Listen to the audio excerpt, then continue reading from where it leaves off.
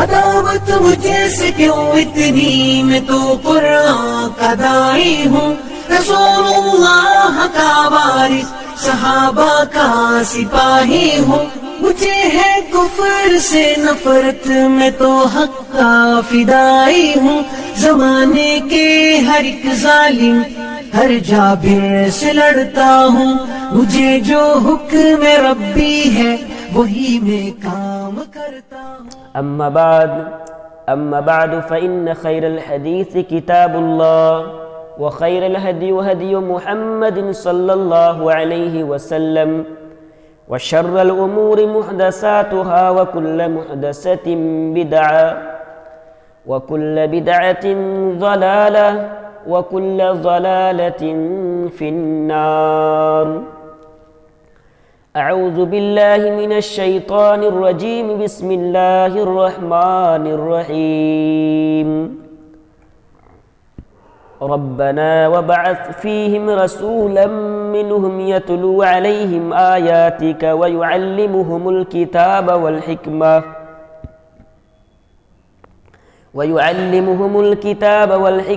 ویزکیہم انک انت العزیز الحکیم۔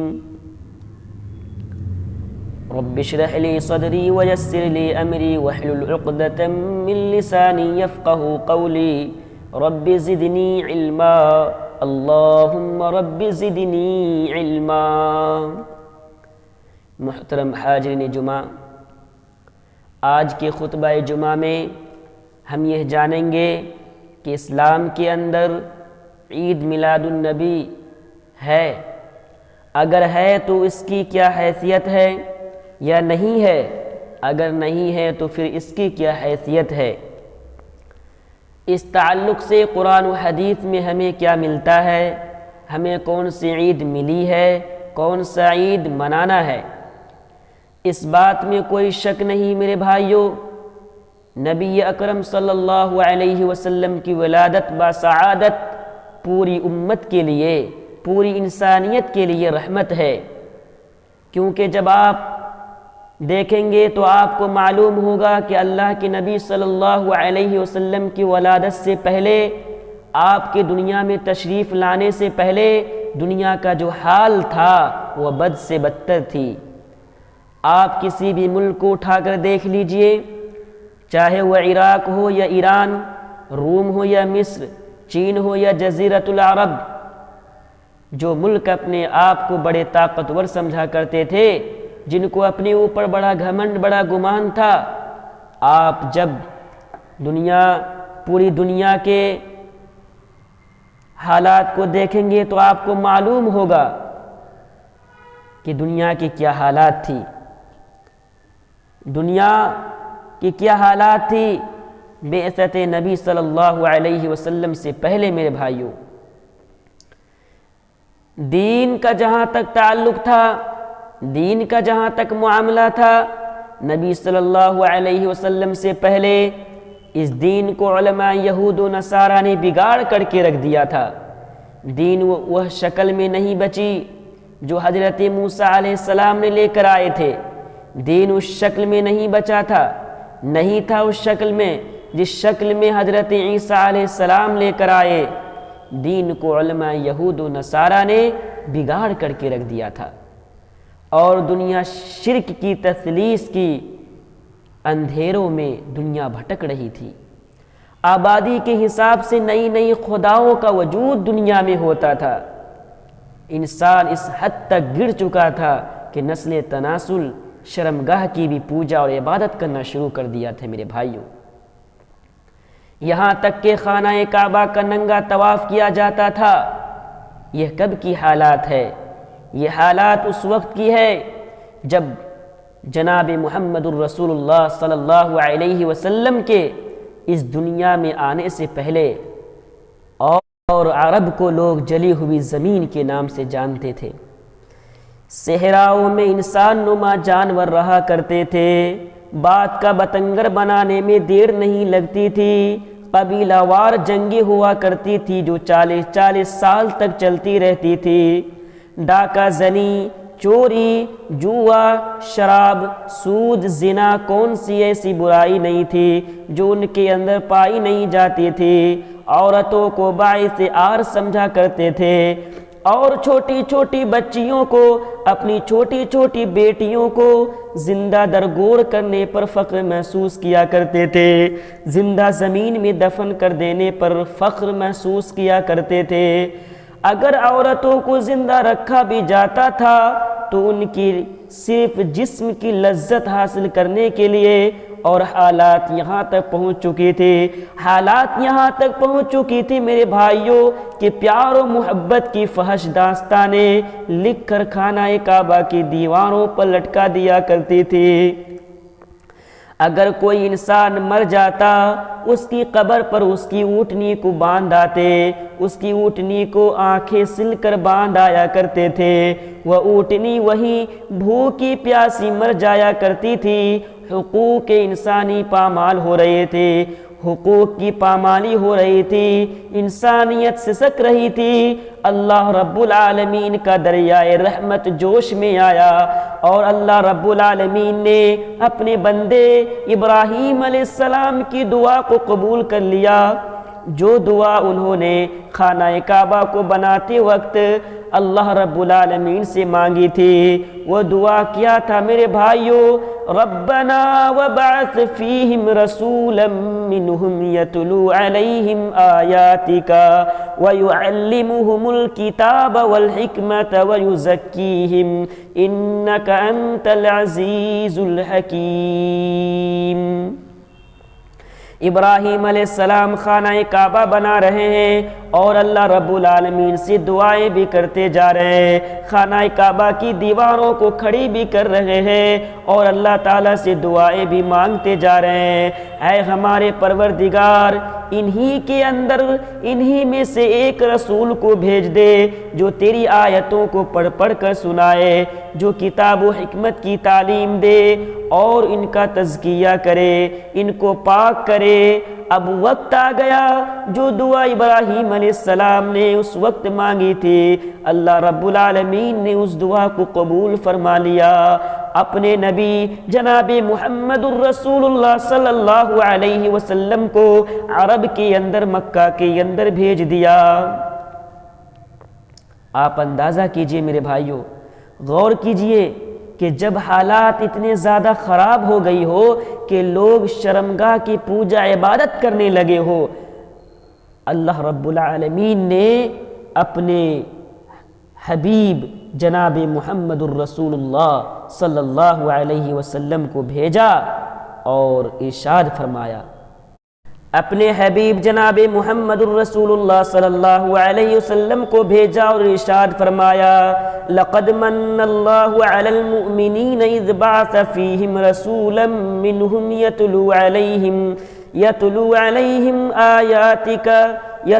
علیہم آیاتہ ویزکیہم وَيُعَلِّمُهُمُ الْكِتَابَ وَالْحِكْمَةَ وَإِن كَانُوا مِن قَبْلُ لَفِي ضَلَالٍ مُبِينٍ۔ لقد من اللہ علی المؤمنین اذ بعث فیہم رسولا من انفسہم، تحقیق اللہ رب العالمین نے مومنوں کے اوپر، ایمان والوں کے اوپر، اہل ایمان کے اوپر احسان کر دیا۔ اللہ رب العالمین نے بے شمار نعمتیں انسانوں کو نوازا، لیکن پورا قرآن کریم کو پڑھ ڈالیے، پورا قرآن کریم کو پڑھ کر دیکھ لو، اللہ نے کسی بھی نعمت پر اللہ رب العالمین نے اس نعمت پر اللہ نے احسان نہیں جتایا۔ لیکن جب آخری نبی جناب محمد الرسول اللہ صلی اللہ علیہ وسلم کو اس دنیا کے اندر بھیجا، اس کائنات کے اندر بھیجا، تو آپ صلی اللہ علیہ وسلم کی بعثت کو اللہ رب العالمین نے احسان کے طور پر بیان فرمایا اور کہہ دیا، لقد من اللہ علی المؤمنین اذ بعث فیہم رسولا منہم یتلو علیہم رسولا من انفسہم۔ اور لوگوں، او لوگو اللہ رب العالمین نے تمہارے اوپر احسان کے طور پر بیان فرمایا اور کہہ دیا لقد من اللہ علی المؤمنین اذ بعث فیہم رسولا من انفسہم، او لوگو اللہ رب العالمین نے تمہارے اوپر یہ احسان کے طور پر بیان کر دیا اور احسان کر دیا مومنوں کے اوپر، ایمان والوں کے اوپر احسان کر دیا کہ ہم نے انہی کے اندر ایک رسول کو بھیج دیا۔ اس رسول کا کام کیا تھا، وہ رسول دنیا میں آنے کے بعد کیا کرتے تھے؟ یتلو علیہم آیاتی، جو ان لوگوں کو اللہ کی آیتیں پڑھ کر سنایا کرتے تھے، اللہ رب العالمین کی آیتوں کو پڑھ کے پیارے نبی جناب محمد الرسول اللہ صلی اللہ علیہ وسلم سنایا کرتے تھے۔ وَيُزَكِّيهِمْ، اور اس کا تزکیہ کرتا تھا، اس کو پاک کرتے تھے شرک کی آمیزش سے، اور کتاب و حکمت یعنی قرآن و حدیث کو اس کے سامنے رکھا کرتے تھے۔ وَيُعَلِّمُهُمُ الْكِتَابَ وَالْحِكْمَةَ، قرآن و حکمت کی باتیں اللہ رب العالمین کے احکامات کو اس کے سامنے رکھا کرتے تھے۔ وَإِن كَانُوا مِن قَبْلُ لَفِي ضَلَالٍ مُبِينٍ، اے لوگو اس سے پہلے تو تم کھلی ہوئی برائیوں کے اندر تھے، کھلی ہوئی گمراہی کے اندر مبتلا تھے، کھلی ہوئی گمراہیوں کے اندر تم بھٹک رہے تھے۔ اے اللہ رب العالمین نے انسانوں کے اوپر پیارے نبی کی بعثت کو احسان فرمایا، احسان کر دیا۔ میرے بھائیوں، احسان کیوں نہ ہو، اس پوری انسانیت کے اوپر اللہ رب العالمین نے رحم کر دیا، اور یہ احسان کیا ہے کہ اپنی آخری نبی، اپنی آخری حبیب کو جناب محمد الرسول اللہ صلی اللہ علیہ وسلم کو اس دنیا کے اندر بھیجا۔ ابراہیم علیہ السلام کی دعا قبول ہوئی اور اس دنیا کے اندر جناب محمد الرسول اللہ صلی اللہ علیہ وسلم کی ولادت ہوئی۔ اب سوال یہ پیدا ہوتا ہے کہ پیارے نبی صلی اللہ علیہ وسلم کی ولادت اور پیدائش کب ہوئی؟ دنیا کے اندر کب تشریف لائے؟ کب آئے؟ کتب احادیث اور تاریخوں کا جب مطالعہ کرتے ہیں اور آپ جب پڑھیں گے تو آپ کو معلوم ہوگا، تو ہمیں یہ پتہ چلتا ہے کہ عام الفیل میں اللہ کی نبی کی پیدائش ہوئی۔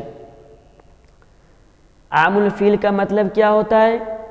عام الفیل کا مطلب ہوتا ہے ہاتھی والا سال۔ عام الفیل کیوں کہا جاتا ہے؟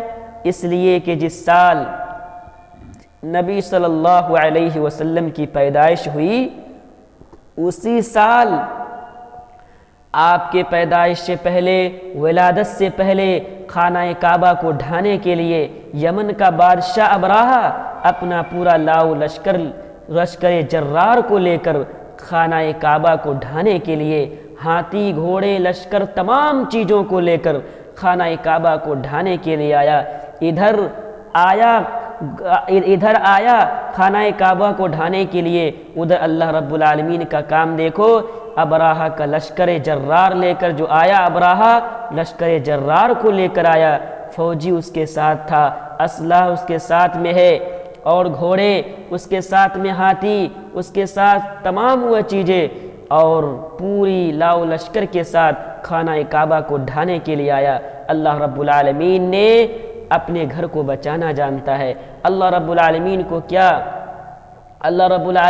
کیا کرنا ہے، کب کیا کرنا ہے، اللہ رب العالمین کو اچھی طرح معلوم ہے، اللہ رب العالمین اچھی طرح سے جانتا ہے۔ اللہ رب العالمین جب چاہتا ہے، جو بھی چاہتا ہے کرتا ہے، کوئی اسے روکنے والا نہیں، کوئی اسے ٹوکنے والا نہیں۔ یہ اللہ رب العالمین کی طاقت، یہ اللہ رب العالمین کی طاقت و قدرت ہے میرے بھائیوں۔ ابراہا کے لشکر جرار کو اللہ رب العالمین نے تہو بالا کر کے رکھ دیا۔ اللہ تعالیٰ سورۃ الفیل کے اندر فرماتا ہے الم تر کیف فعل ربک باصحاب الفیل، اے میرے نبی صلی اللہ علیہ وسلم کی آپ نے نہیں دیکھا کہ ہم نے ہاتھی والے کے ساتھ میں کیا کیا؟ تیرے رب نے ہاتھی والے کے ساتھ میں کیا کیا؟ کیا اس کے تمام چالوں کو کیا ان کے تمام چالوں کو ہم نے برباد نہیں کر دیا؟ کیا ہم نے اس کے اوپر پرندوں کے جھنڈ بجھنڈ نہ بھیجے جو آسمان کے اوپر سے اس کے اوپر پتھر گرا رہے تھے؟ حقیر مخلوق سے اللہ رب العالمین نے کام لیا، حقیر مخلوق سے اللہ رب العالمین نے پورے لشکر جرار کو تہو بالا کر کے رکھ دیا۔ ترمذی کی روایت ہے کہ حضرت قیس رضی اللہ تعالیٰ عنہ فرماتے ہیں کہ عیسیٰ علیہ السلام کے بعد 571 سال بعد نبی صلی اللہ علیہ وسلم اور ہم عام الفیل میں پیدا ہوئے، تو اس سے معلوم ہوا کہ اللہ کے نبی ہاتھی والے سال میں پیدا ہوا۔ مہینہ کون سا تھا؟ ربیع الاول کا مہینہ تھا۔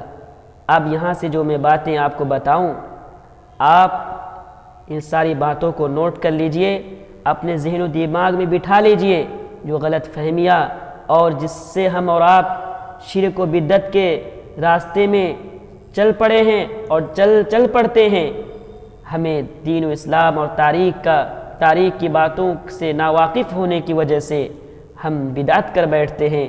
اس لیے ضروری ہے کہ میں ابھی سے جو میں باتیں آپ کو بتاؤں اس کو اپنے ذہنوں کے اندر بٹھا لیجئے۔ مہینہ کون سا تھا؟ ربیع الاول کا مہینہ تھا، اس میں کوئی شک نہیں۔ وقت کیا تھا؟ مؤرخین نے لکھا ہے کہ صبح صادق کے بعد، فجر کی اذان کے بعد اور سورج نکلنے سے پہلے، یعنی طلوع آفتاب سے پہلے یہ وقت تھا کہ پیارے نبی صلی اللہ علیہ وسلم کی پیدائش کا وقت تھا، جو آپ صلی اللہ علیہ وسلم پیدا ہوئے۔ دن کون سا تھا؟ دن اگر دیکھا جائے تو مسلم شریف کی بالکل صاف روایت موجود ہے جس سے پتہ چلتا ہے کہ دن جو تھا وہ پیر کا تھا، یعنی سوموار کا دن تھا، کیونکہ رسول اللہ صلی اللہ علیہ وسلم سے ایک مرتبہ سوال کیا گیا کہ اللہ کے نبی آپ پیر کے دن، سوموار کے دن روزہ کیوں رکھتے ہیں؟ تو پیارے نبی صلی اللہ علیہ وسلم نے فرمایا کہ اس دن میری پیدائش ہوئی اور اس دن میں دنیا کے اندر تشریف لایا اور اسی دن میرے اوپر مجھے نبوت کا تاج پہنایا گیا، مجھے نبی بنایا گیا اور اسی دن قرآن مجید کو میرے اوپر نازل کیا گیا۔ تو کلیئر ہو گئی کہ دن کون سا تھا؟ سوموار کا دن تھا اور نبی صلی اللہ علیہ وسلم اس دنیا کے اندر پیدا ہوئے۔ اب ایک چیز رہ گئی ہے، تاریخ کون سی تھی؟ تاریخ کا جب آپ پتہ لگانے جائیں گے تب آپ کو اختلاف ملے گا۔ حافظ ابن کثیر رحمۃ اللہ علیہ نے اپنی کتاب الودایہ والنہایہ میں لکھا ہے ربیع الاول کا مہینہ تھا، 8 تاریخ تھی۔ ابن حسام، سیرت ابن حسام میں لکھا ہے 12 تاریخ تھی۔ علامہ ابن زوجی نے لکھا ہے اپنی کتاب کے اندر 10 ربیع الاول، یعنی نبی صلی اللہ علیہ وسلم کی جو تاریخ تھی، پیدائش کی جو تاریخ تھی، جو ولادت کی تاریخ تھی، وہ 10 ربیع الاول لکھا ہے۔ علامہ ابن شبلی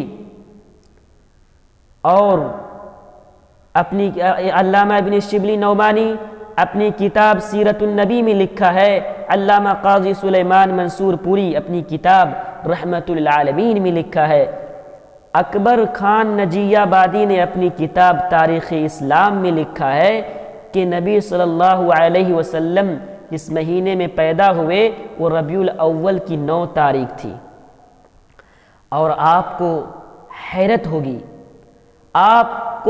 ہوگی یہ باتیں جان کر میرے بھائیوں کہ شیخ عبد القادر جیلانی بغدادی رحمۃ اللہ علیہ نے غنیۃ الطالبین میں 10 محرم لکھا ہے، 10 محرم الحرام لکھا ہے، یہ سب سے الگ۔ اب میں پوچھنا چاہتا ہوں ان لوگوں سے جس کے نام کی 11ویں شریف منائی جاتی ہے، جس کی ہر ایک بات پر چلنے کی کوشش کی جاتی ہے، انہوں نے اپنی کتاب غنیۃ الطالبین میں 10 محرم الحرام لکھا ہے، آپ ان سے جا کے پوچھو کہ تم 12 ربیع الاول کو کیوں مناتے ہو، تم 10 محرم الحرام کے دن کیوں نہیں مناتے؟ کیونکہ شیخ عبد القادر جیلانی رحمۃ اللہ علیہ نے اپنی کتاب بنیۃ الطالبین میں 10 محرم الحرام لکھا ہے۔ جشن عید میلاد النبی کی جو شروعات ہوئی، عید میلاد النبی کے مطلب ہوا نبی کی ولادت کی خوشی کا دن۔ میلاد النبی ولادت کے دن، نبی کی ولادت، عید خوشی کا دن۔ جشن عید میلاد النبی کی جو شروعات ہوئی تھی وہ سب سے پہلے 625 ہجری کے اندر عراق کے اندر ایک جگہ جس کا نام اربل ہے، اس جگہ پر ایک حکمران تھا جس کا نام ملک مظفر ابو سعید تھا۔ نام کو یاد رکھیے اور تاریخ کو بھی یاد رکھیے۔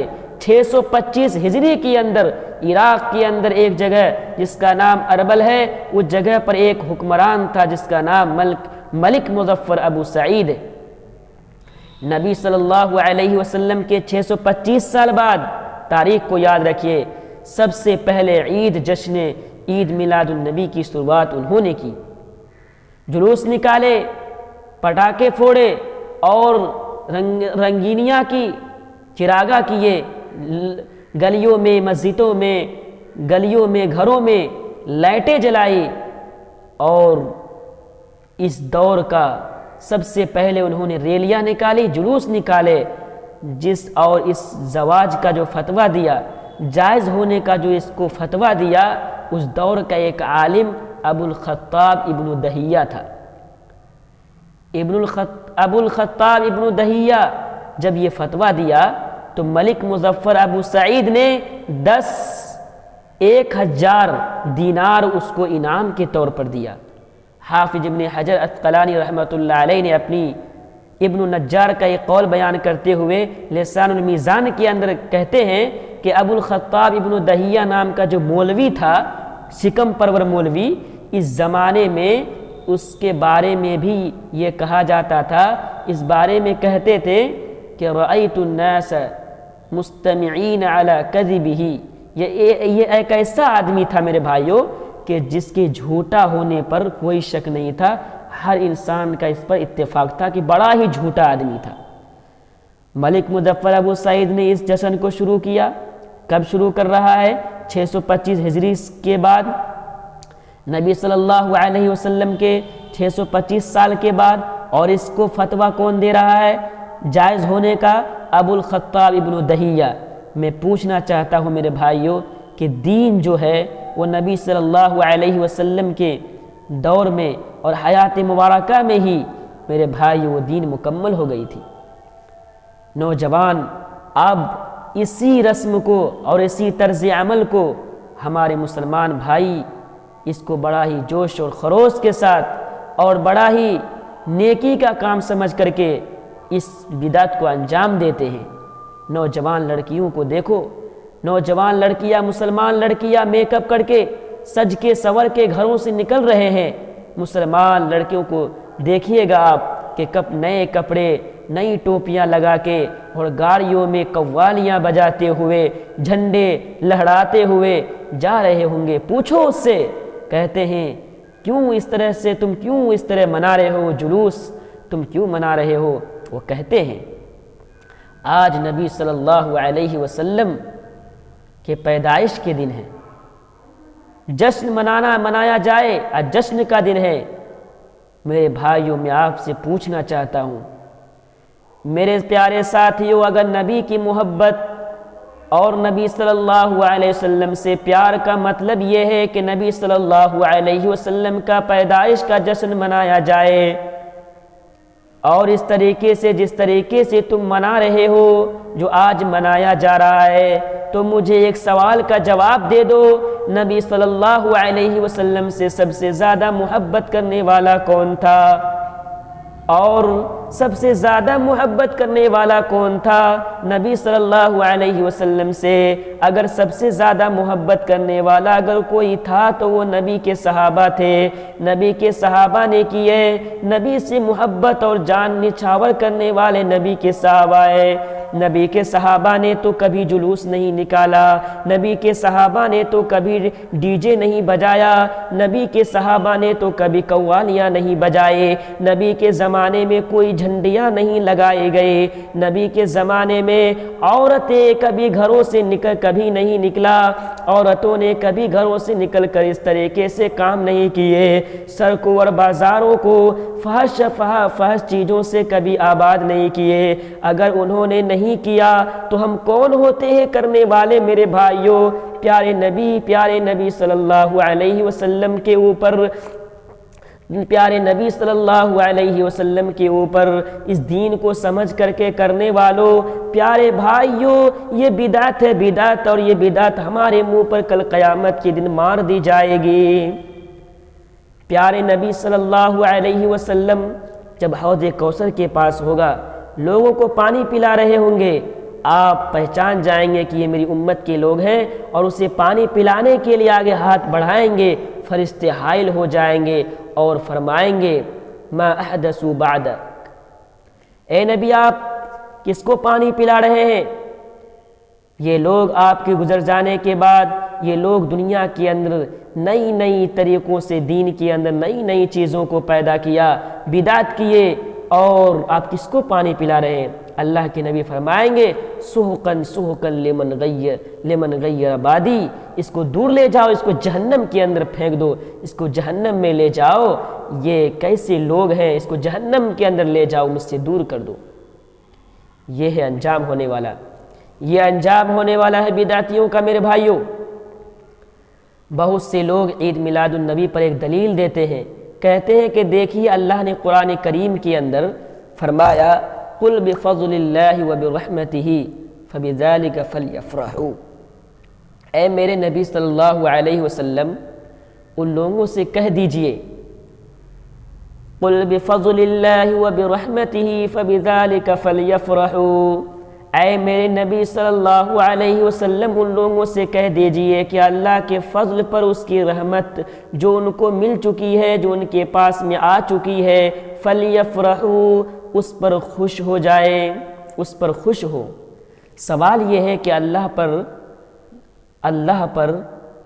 تبارک و تعالیٰ نے یہ آیت اللہ کے نبی صلی اللہ علیہ وسلم پر نازل کیے، اور اس کو سمجھا آج کے مولوی نے۔ آج مسجدوں میں دیکھیے ایک ربیع الاول سے 12 ربیع الاول تک دھوم دھام تقریریں کی جاتی ہے، الٹی سیدھی روایات، الٹی سیدھی باتیں بتا کر کے مسلمانوں کو، مسلمان بھائیوں کو، ایمان والوں کو گمراہ کرنے کی کوشش کی جاتی ہے۔ اور میں آپ کو بتا دوں کہ اس آیت کی تفسیر حضرت عمر فاروق رضی اللہ تعالیٰ عنہ سے جب پوچھا گیا تو آپ نے اس آیت سے مراد رحمت سے کیا مراد لیا، رحمت سے مراد اللہ کے فضل سے کیا مراد ہے؟ حضرت عمر فاروق نے فرمایا کہ اس سے مراد الہدا ہے، والقرآن والسنہ، اس سے مراد ہدایت ہے، اس سے مراد قرآن ہے، اس سے مراد سنت ہے، اور یہ جو لفظ آیا ہے خوش ہونا چاہیے، فلیفرحوا، خوش ہونا، خوشی منانا، دونوں میں زمین و آسمان کا فرق ہے میرے بھائیوں۔ یہ خوشی ہونا اور غم ہونا یہ دل کی عارضی یہ دل کی کیفیت ہوتی ہے۔ مثلا آپ کے گھر میں بچہ پیدا ہوا، آپ کے گھر میں کوئی آپ کا بیٹا پیدا ہوا، آپ خوش ہو جاتے ہیں، لوگوں سے کہتے پھرتے ہیں مجھے اللہ نے الحمدللہ میرے گھر میں بیٹا پیدا ہوا، دل میں عجیب خوشی ہوتی ہے۔ آپ کے گھر میں کوئی مر جاتا ہے، کوئی انتقال کر جاتا ہے، آپ غم زدہ ہو جاتے ہیں، غم آپ کے اوپر لاحق ہو جاتی ہے۔ آپ کے اوپر جب غم ہوتی ہے تو آپ غم محسوس کرتے ہیں، غم میں ہوتے ہیں، نہ کہ آپ مناتے ہیں۔ میرے بھائیو، 3 دن سے زیادہ مسلمان کو غم منانے کی اجازت نہیں ہے، تو یہ غم فطری ہے۔ اللہ نے اس آیت کریمہ کے اندر فرمایا غم ہو لو اور غم مناؤ نہیں، غم منانے کی اجازت نہیں دی ہے، یا خوشی منانے کی اجازت نہیں دی ہے۔ فلیفرح کے معنی ہوتا ہے، یفرح کے معنی خوش ہونا، خوش منانا نہیں، خوشی منانا نہیں میرے بھائیوں۔ قرآن مجید کے اندر اسی طرح سے بہت ساری آیات جو اس پر دلالت کرتی ہے۔ میرے بھائیوں، مجھے خطبہ جمعہ کا جو وقت ہوتا ہے وہ بڑا ہی مختصر ہوتا ہے، اس لیے میں آپ کے سامنے ایک حدیث بیان کر کے میں اپنی بات کو ختم کر دوں گا۔ میرے بھائیوں، ہمیں خوش ہو لینا کا حکم ہے، ہمیں خوشی منانے کا حکم نہیں ہے، سوائے 2 دنوں کے ہمیں خوشی منانے کی اجازت نہیں ہے ہماری شریعت دین اسلام کے اندر۔ جیسا کہ ہم نے آپ کو خطبہ مسونہ کے بعد میں نے آپ سے کہا تھا کہ اگر اللہ تبارک و تعالیٰ نے ہمیں عید یا خوشی کے دن ہمیں دیے ہیں تو پھر وہ کون سی دن ہمیں خوشی منانا چاہیے، اور کون سی عیدیں اور کون سی خوشی کے دن اللہ نے ہم کو دی ہے۔ تو آئیے ایک حدیث کریمہ آپ کے سامنے پڑھ کے میں اپنی بات کو ختم کروں گا۔ عن انس رضی اللہ عنہ قال قدم رسول اللہ صلی اللہ علیہ وسلم المدینة ولهم یومان یلعبون فیہما فقال،